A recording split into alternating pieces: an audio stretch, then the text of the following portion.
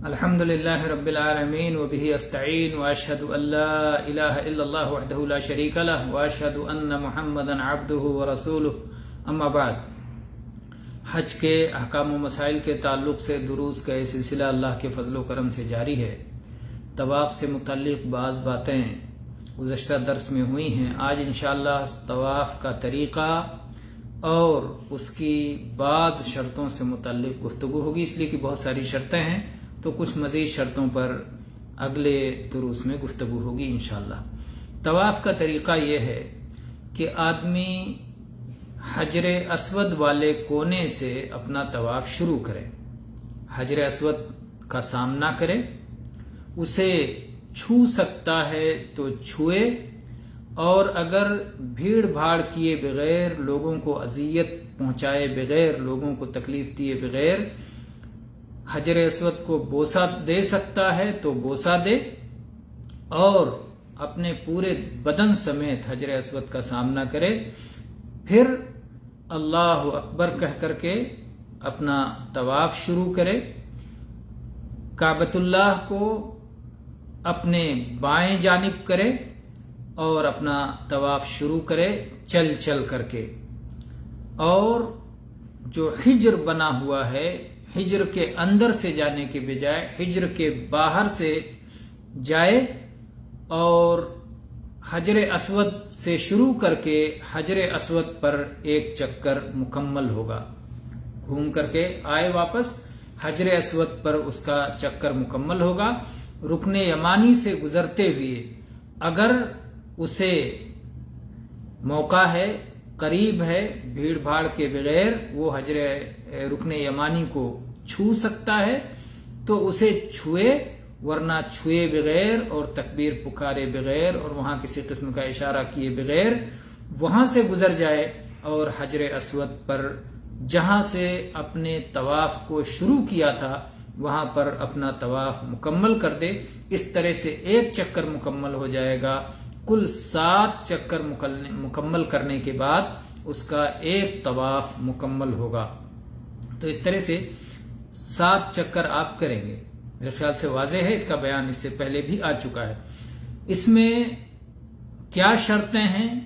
ایک اہم شرط نیت ہے، جو تقریباً ہر عبادت میں شرط ہے، اور ظاہر ہے کہ طواف ایک عبادت ہے، اس لیے طواف کے لیے بھی نیت شرط ہے، اور اس کی دلیل وہی معروف حدیث عمر ابن خطاب رضی اللہ عنہ سے جو مروی ہے، صحیح بخاری میں پہلی حدیث اور صحیح مسلم میں 1907 نمبر پر ہے، انما الاعمال بالنیات، عمل کا دار و مدار نیت پر ہے، تو اس لیے نیت ہر عبادت میں فرض ہے، تو یہ بھی عبادت ہے۔ اسی طرح سے عبداللہ ابن عباس رضی اللہ عنہما کی وہ حدیث بھی اس سلسلے میں دلیل بن سکتی ہے، جس میں نبی کریم صلی اللہ علیہ وسلم کا یہ فرمان مروی ہے کہ آپ نے فرمایا الطواف حول البیت مثل الصلاۃ، بیت اللہ کے چاروں طرف طواف کرنا یہ بالکل صلاح کی طرح ہے، جیسے صلاۃ ایک عبادت ہے ویسے طواف ایک عبادت ہے۔ پھر آپ نے استثناء فرماتے ہوئے کہا الا انکم تتکلمون فیہ، لیکن صلاۃ کے اندر کلام کرنے کی، بات کرنے کی، گفتگو کرنے کی اجازت نہیں ہے، لیکن طواف کے اندر گفتگو کرنے کی، بات چیت کرنے کی اجازت ہے۔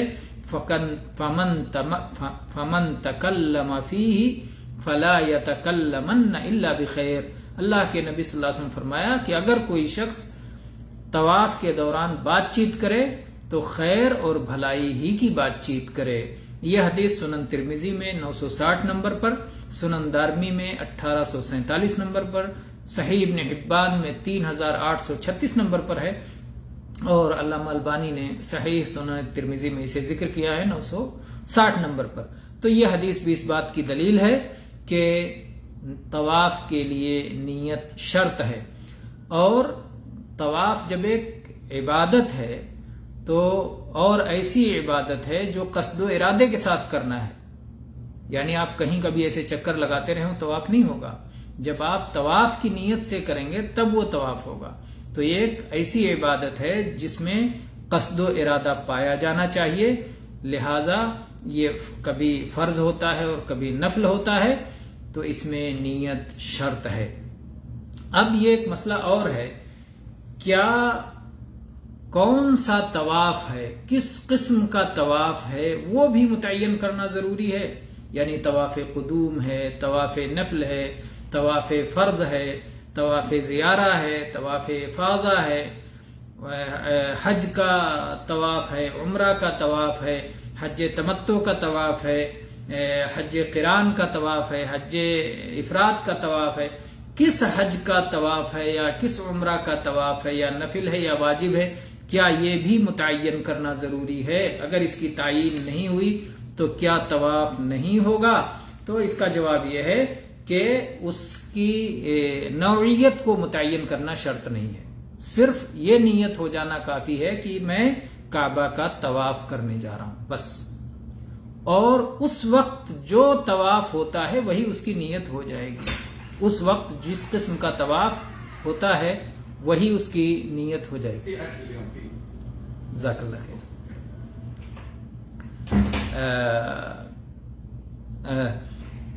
تو نیت کی نوعیت، طواف کی نوعیت متعین کرنا ضروری نہیں ہے کہ اس وقت جو مشروع طواف ہے اس کے لیے نفل اگر اس وقت کر رہا ہے، اس وقت اس کا حصہ نہیں ہے تو نفل ہو جائے گا، اگر طواف قدوم کر رہا ہے، پہنچ کر کے پہلا طواف کر رہا ہے تو طواف قدوم ہو جائے گا، اگر عمرہ کا طواف کر رہا ہے تو عمرہ کا طواف ہو جائے گا۔ تو جو اس وقت مشروع طواف ہے وہی طواف اس کے لیے ہو جائے گا، اور اس کے لیے شرط نہیں ہے کہ وہ نیت کرتے ہوئے تعین کرے۔ کیا دلیل ہے اس بات کی؟ اس بات کی دلیل یہ ہے کہ نبی کریم صلی اللہ علیہ وسلم جب حجۃ الوداع کے موقع پر پہنچے تھے اور آپ کے صحابہ کرام رضوان اللہ علیہم اجمعین نے کعبہ کا طواف کیا تھا، خود نبی کریم صلی اللہ علیہ وسلم نے طواف کیا تھا، تو اس وقت جتنے لوگوں نے طواف کیا تھا وہ سب کے سب حج کی نیت سے طواف کیے تھے کہ ہم حج کرنے کے لیے آئے ہیں، اور حج کی نیت سے طواف کیے تھے، اور حج کی نیت سے جو طواف ہوتا ہے وہ طواف قدوم ہوتا ہے، سنت طواف ہوتا ہے۔ اللہ کے نبی کریم صلی اللہ علیہ وسلم نے فرمایا کہ جو آدمی بھی اپنے ساتھ قربانی کے جانور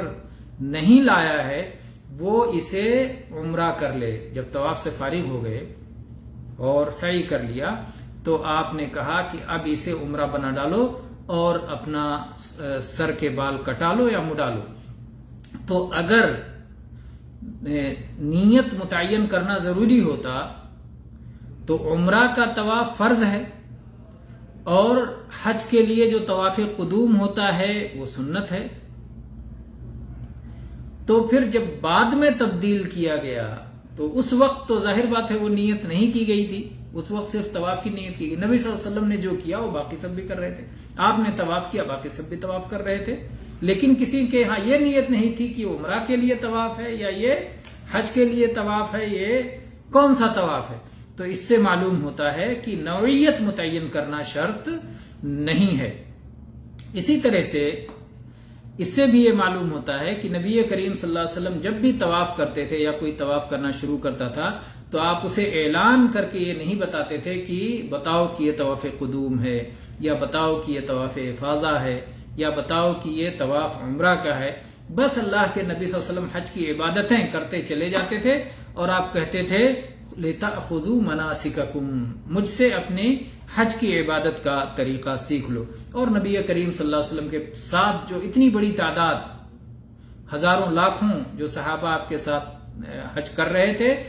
ان لوگوں کو یہ ساری چیزوں کا استحضار بھی نہیں تھا کہ ساری چیزیں انہیں پہلے سے معلوم ہو کہ یہ کون سا طواف ہے اور یہ کون سا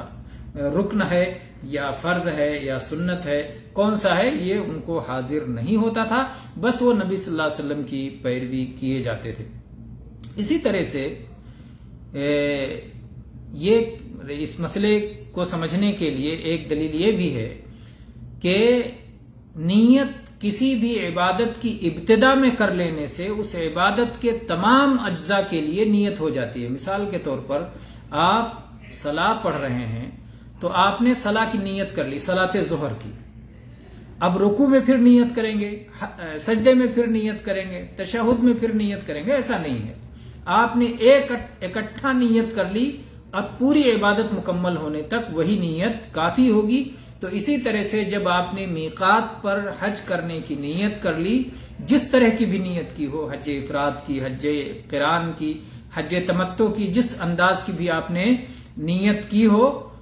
وہ نیت کافی ہے تمام